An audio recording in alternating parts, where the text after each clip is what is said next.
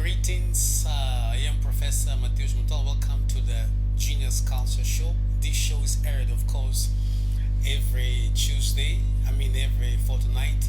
Tuesday yes, Tuesday no.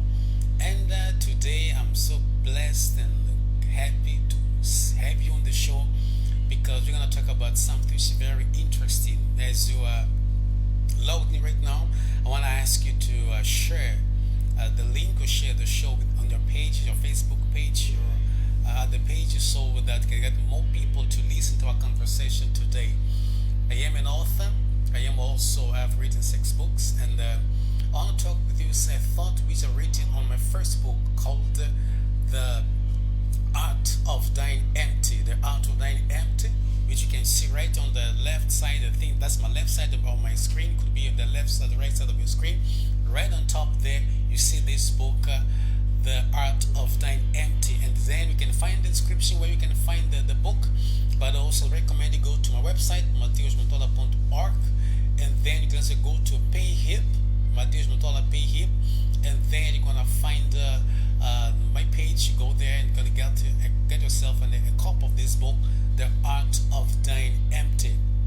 And then on this book, there is a very interesting chapter that deals with a very interesting topic, which is the topic for today, of which I want to ask you to get ready to jot down, take some notes, but also the most important thing is I want you to implement what we're going to talk today.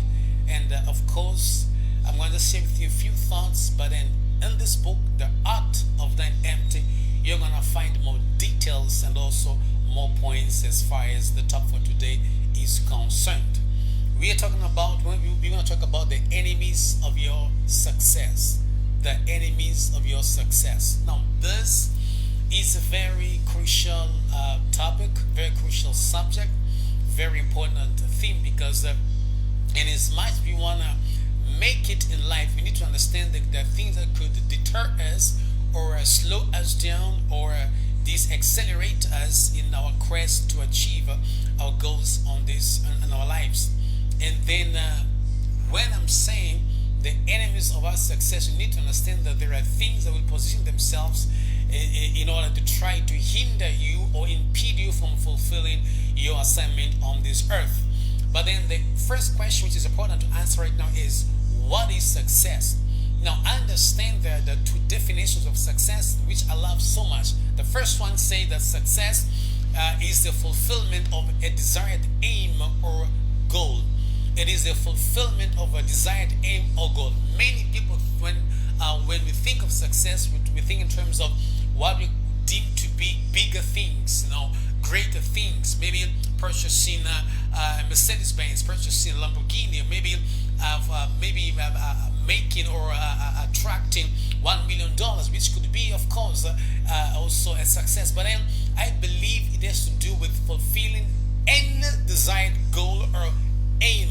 If your goal, for example, you're in high school and you desire to finish your high school and get into the first year in college, then you manage to finish your high school, that is success.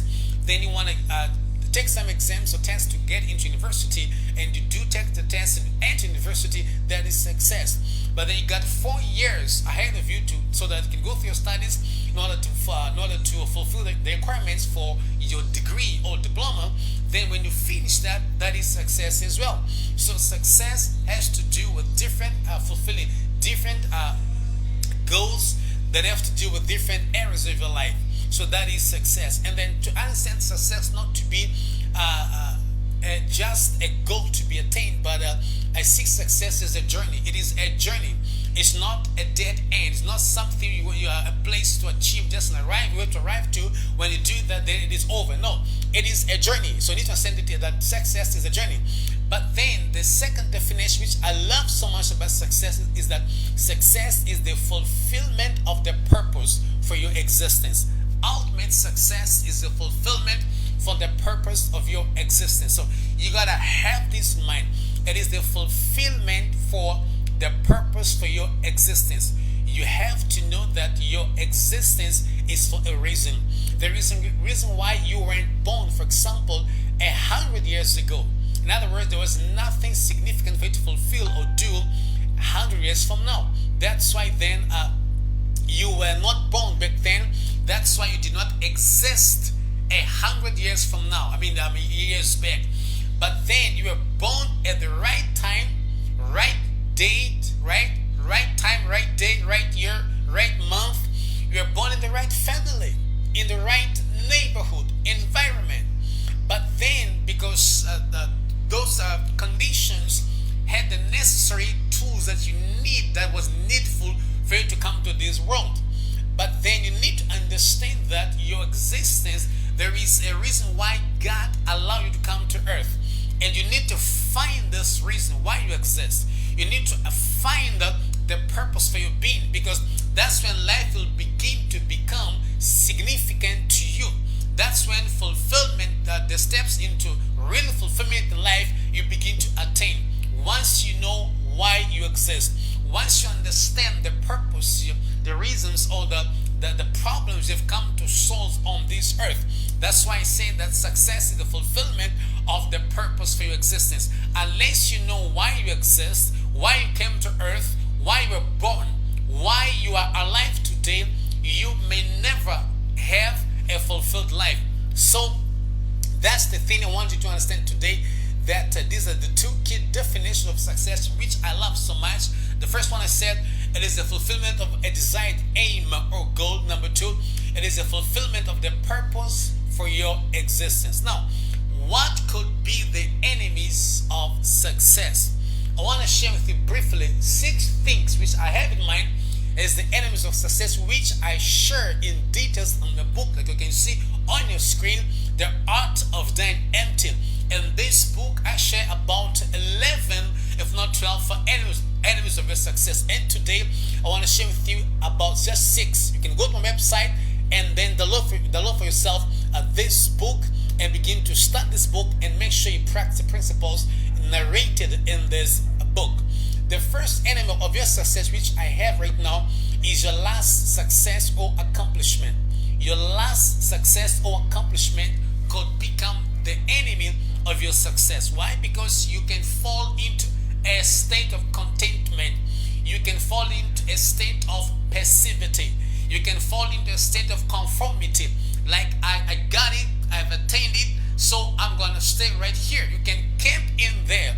And to make matters worse, your camping in your last success may impede you, may stop you from moving forward. Even when you try to move forward and you got some challenges, you may feel like, no, I'm going to give up on this, and just because I have attained 1, 2, 3 in the past. So that may hold you, may affect your self-discipline, may affect the way you live your life, and then you may get in conformity. So previous success may force you to camp in there for longer than necessary. So that's why you need to understand that when you have attained a goal, when you fulfill an assignment or a desired end, a goal is attained, do not camp in there. Do not let the positive, exuberating emotions hold you back and say, sit over here forever. No. Celebrate, of course. Rejoice, of course. But then understand that you got to move forward. There are other goals to be attained. There are other objectives to be attained. There are other aims to be fulfilled or attained. So you got to move. You got to take the next step. If your heart, your emotions, your soul, your mind, your body says, no, sit over here. You got to step out of the comfort zone. Not allowing it to hold you back. That's why you need to have goals. As you fulfill one goal, you must establish the next goal, then the second goal, the other goal, so that's going to make you keep moving forward until you end up fulfilling the purpose for your existence entirely, right? Then, number 2, enemy of your success, I'll propose your background. Yes, your background. Now, your background can foster limiting beliefs and eventually affect the way you see the world, affect your perception of the world, right? Your background can establish in you limiting beliefs and eventually affect your perception. the way you see the world, the way you perceive, the way you understand the things happening around you. Some of us come from backgrounds where, for example, it was common to talk more of illness, sickness, diseases than health. Others come from backgrounds where it was so common to talk more poverty than abundance, than wealth and riches. The focus was poverty, poverty, poverty. We do not have money for this and that. Money does not fall from trees. Money does not fall from heaven. Money you can't pick on the streets. I mean, so those words began to, maybe your parents, your guardians were trying to be truthful and trying to reason things out with you. But in that process, their reasoning began to affect your belief system, to the point that you began to develop a belief of faith in lack, faith in diseases, right? So that's why then it is easier for some people, most of us, to talk about poverty and believe in poverty rather than talk about and believe in wealth and riches and prosperity. So that's why there's a need for you to understand that you have to delve into your heart, your system, your belief systems, and begin to attract back these beliefs established in your subconscious mind as far as success is concerned. As far as success is concerned, because then when you do that, you have to begin to counteract. You begin to create, establish principles in order to avert or to change or to disrupt and destroy or to change your beliefs, your limiting beliefs as far as success is concerned. Some people grew up in families where talking about misery, insufficiency, and lack was so common. So as you grew up, these limiting beliefs were in your subconscious mind, in your heart, like we said, but then they begin to affect your life because they begin to protrude forward and looking for means of expressing or manifesting or creating realities in your life. That's why then you need to know the limiting beliefs affecting yourself, affecting your life, and begin to establish new thoughts, new beliefs, right? It is new thoughts, new ideas, new beliefs, that will counteract the previous ones. You cannot change a belief by simply saying, I'm going to change it. No, you need to formulate new beliefs. You need to establish new beliefs, new sentences that you're going to think about. You're going to recite, rehearse, you're going to declare or decree oftentimes in order to re-educate your system so that you're going to confront the limiting beliefs in you. So if you come from a background whereby there was no faith in success, no faith in prosperity, no faith in abundance, no faith in health, no faith in progress and advancement, whereby the people around you were busy blaming everybody else for the lack of success except themselves. So it is normal that your system began to drink from that and then establish a beliefs in you, a limiting beliefs that tells you you can't succeed, you can't advance, you can't progress in life. That tells you you do not deserve the best that the world has to offer. And that's why even some of us that have been to school or college, you still struggle to make ends meet. Why? Not because you're not trained, you ain't qualified, you do not have a good job, but because of limiting beliefs in you. There is a belief in you that tells you you do not deserve the good things of life. You do not deserve to prosper, to succeed, to make it in life. So these beliefs begin to fight and begin to attract manifestations that are in accordance with them. That's why the first step to change your life is to change your mindset. That's why Paul the Apostle says, be you transformed by the renewal of your mind. Paul is saying you can't change your life unless your mind, your thinking, ideas change. Why? Because beliefs are established or created from ideas, and these ideas could be we get these ideas from the people around us who express them through words and sometimes actions and other times through attitudes.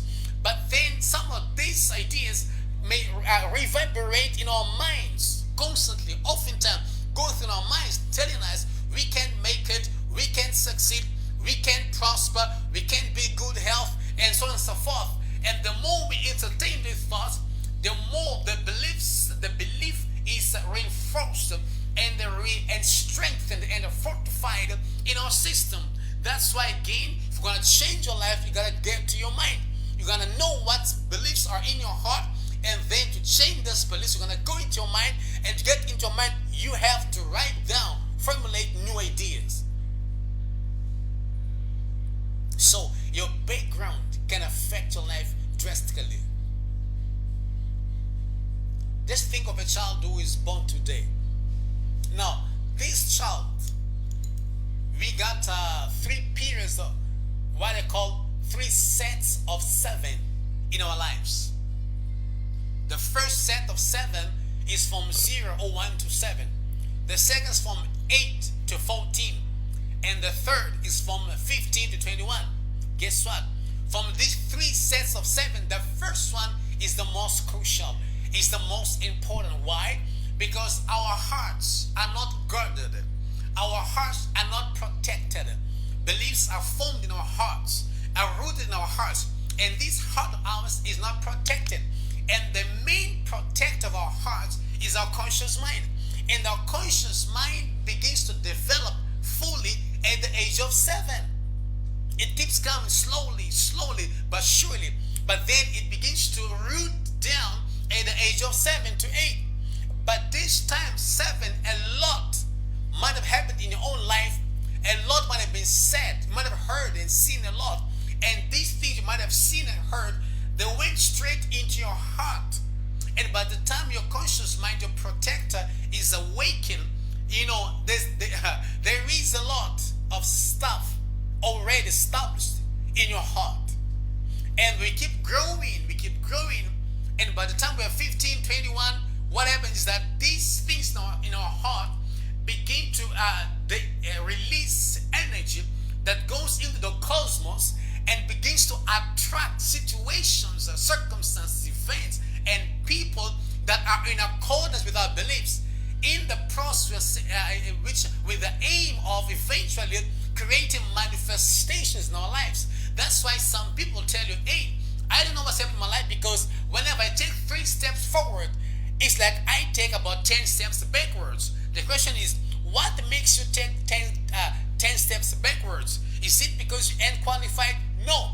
Is it because you ain't smart and intelligent? No. Is it because you can't learn things new? No. What is it? Your beliefs, which are rooted in your heart. That's why you gotta understand this. Number 3, enemy of your success is the lack of identity. And like I often say, that identity has to do with 3 things, about 2, actually 4. Number 1 is self-esteem. That is how much you love yourself. Do you really love and accept yourself unconditionally? That is key for success. If you do not have a good, personal, intimate relationship with yourself, you may find it very hard to make it in life and succeed. Identity has to do with self-worth, which is your value, how much you think you are truly and indeed valuable. Your self-worth. Do you think you're important? Do you really believe from the bottom of your heart?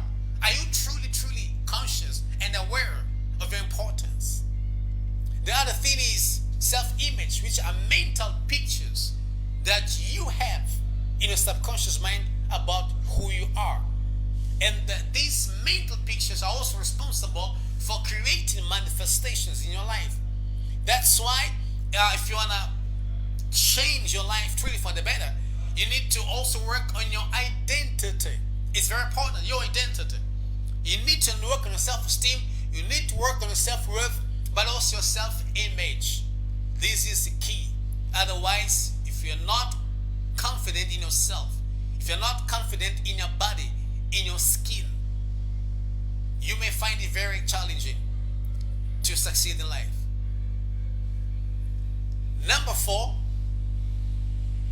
I'll talk about your present and past mistakes.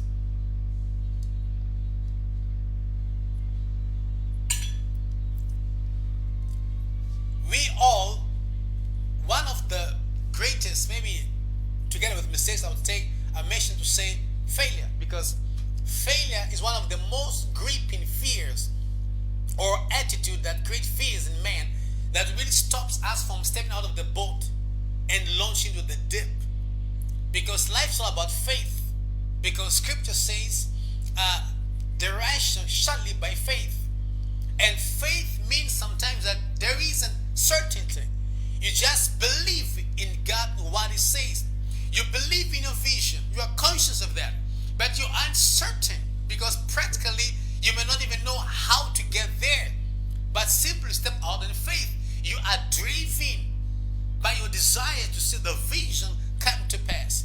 You are driven by the desire to see your vision being fulfilled. You may not know what's going to happen next.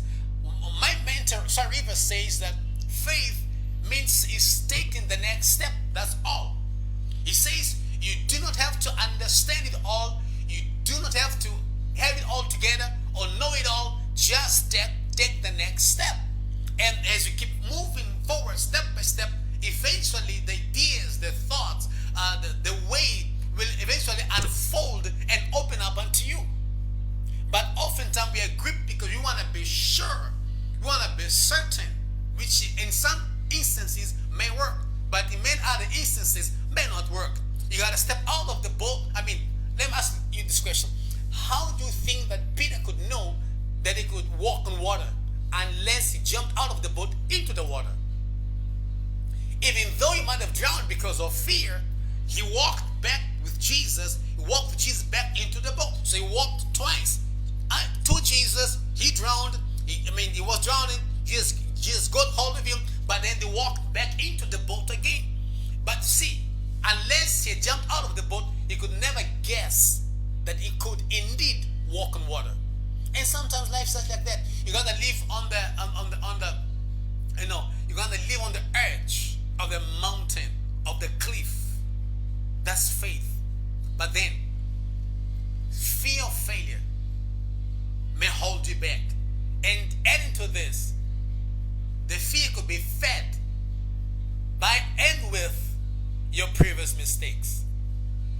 So one of the greatest enemies of your success are your mistakes of the past and the mistakes you may commit even today.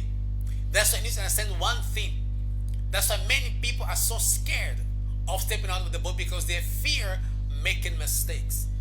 Making mistakes, I'm talking about non-intentional mistakes, are part of life, are part of the success journey. You're going to make mistakes and should not be afraid of that. But then do not allow your past and present mistakes hold you down, hold you back. Don't. You make a mistake, it's fine. It may be even hurtful. You may be emotional. That's okay. But then learn from that. Make sure you sit down, you analyze the facts. Try to be neutral as much as you possibly can, and make sure you try to see, okay, what went wrong and why. But then the most important question is, what can I learn from this so that I do not make the same mistake in the future? So get your lessons and then brush aside and move on with your life. So that's your present and past mistakes constitute the fourth reason or enemies of your success. Like I said, in my book, The Art of Dying Empty, I present to you 11 enemies of your success. 11. And I tackle them in depth. So make sure you get it, your soft copy of the book, go through it and work through it. Because in the same book, I show you how to overcome all these fears and all these enemies, and eventually get yourself on the road to success in your life. The number 5 enemy of your success is what I call significant people. These are people that you love. You just love them so much. They're important to you. There is an emotional connection to them. There could be your parents, your siblings, could be your boss at work, could be your best friend whom you regard to be or consider to be your best friend forever. It could be a neighbor, a sister in Christ, or a brother in Christ, a childhood friend, someone you love, you trust, and you believe in their words because there is an emotional connection between the two of you. Now, these people, as much as good they may be to you good, sometimes some people are so good that they do not help you in your assignment in life. And oftentimes, these people may impede you from fulfilling your assignment through the words they speak or they may speak. For example, remember Joseph? Joseph had this wonderful dream, but somehow he was precipitated because he went to see his brothers, his siblings. He told them, hey guys, I have this big dream, and in my dream I was your boss. I mean, how do you expect them to react? Clap hands, jump and say, hooray, that's great? No, they didn't do that. They felt jealous, they felt mad. They were like, whom do you think you are? You are the youngest, we ought to serve you? No ways. Then they tried to kill him, and eventually they sold him in slavery. Remember that story? But then, there's people close to him who are supposed to support him, help him, empower him, and launch him into his destiny or purpose in life. But they didn't do it. So people close to you, people you love so much, through the words they say, they may discourage you. They may dishearten you. They may establish unawares, maybe even unintentionally, establishing you limiting beliefs. They can tell you you can't get married because you're too old now. You can't get married because you are divorced, because you got, 3-4 children. They will tell you can't prosper because even your father did not make it in life. They'll tell you can't see. They'll tell you a lot of things, and you need to learn to begin to pay attention to the words they say. Why? But because of love, because of the emotional connection you have with them, whatsoever they say will go straight into heart because your heart is already a fertile ground for their words. So you keep sowing this seed, sowing this seed, sowing this seed, and sometimes unconsciously, without being aware, you begin to receive the seeds in your spirit, in your heart, and eventually as they keep on speaking to you, they're watering, and then the seed will sprout and begin to grow, and then eventually this belief and system begin to control your life. You lose faith in yourself. You lose faith in your dreams, in your visions, in your aims. You lose faith even in your life assignment, your purpose. You don't believe in it anymore. Why? Because people close to you do not believe in you, don't believe in your dreams and your vision, and they begin to limit you. And the right thing to do is stay away from such a people. Don't hate them. Don't despise them, but stay away from them or put them in their proper position or place in your life. Okay? Then our last take for today is what I call unnecessary comparisons.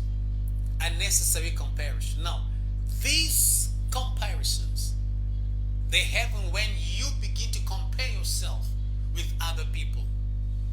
You measure yourself according to maybe to the status, accomplishments of your brothers, you could be your siblings, your friends, and some people from maybe you admire from afar, from a different country. You begin to compare yourself, and the danger is you may not even see the good things, the little accomplishments in your own life, and you may not, as a result, celebrate you. You may not celebrate you. Celebrate yourself, your accomplishments.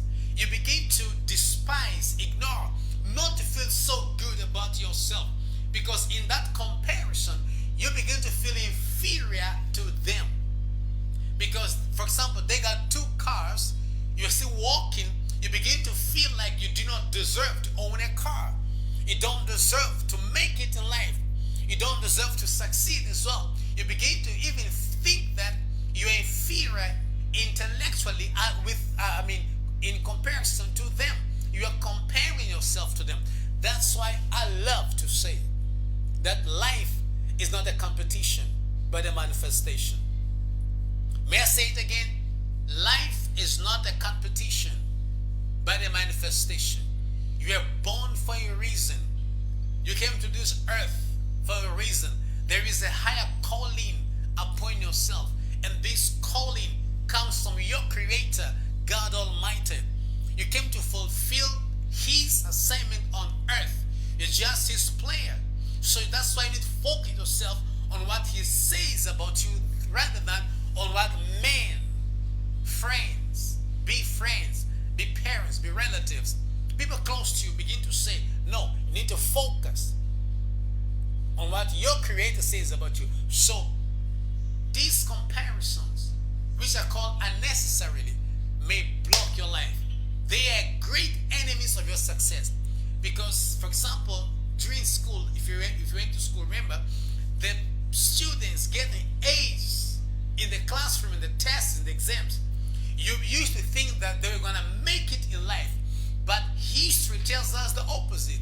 Oftentimes, those that made it in the academia do not make it in life. Why? Because of attitude. Aptitude is not the same as attitude. Success is not connected to aptitude. Success is connected to attitude. So it is your attitude that will take you to places in life. It is your attitude that will make you succeed. Do the impossible. Do the unthinkable. That will make you break limited records in your family and establish not just new records, but new records which are going to serve as the platform, the background, as springs for the next generation in your family, in your lineage. So do not compare yourself with nobody. You are special in your own right because you are unique.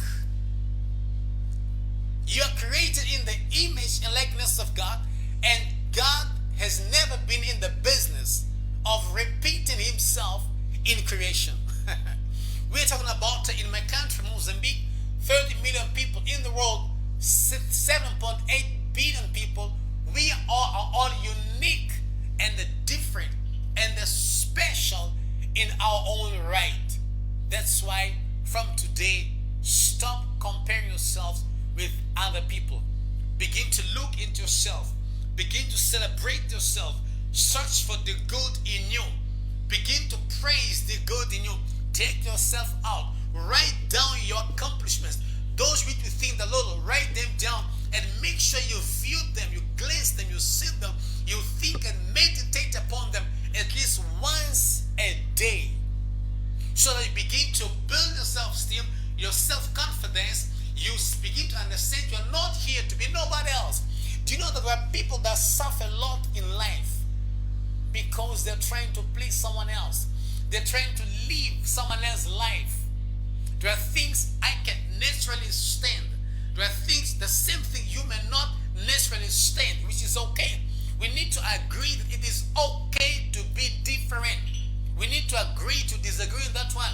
We need to agree that you have the right to be yourself as much as I have the right to be myself in the same conducive environment. Don't compare yourself to nobody. Just celebrate yourself. Praise yourself. Pat yourself on the back every day. Celebrate your accomplishments. Love you like nobody can love you. Spend time with yourself. Treat yourself well. That will open your spirit and your heart to hear from God, to hear from the cosmos. You will hear in your spirit Him speaking to you, guiding you, because your spirit, your heart is the candle of the Lord.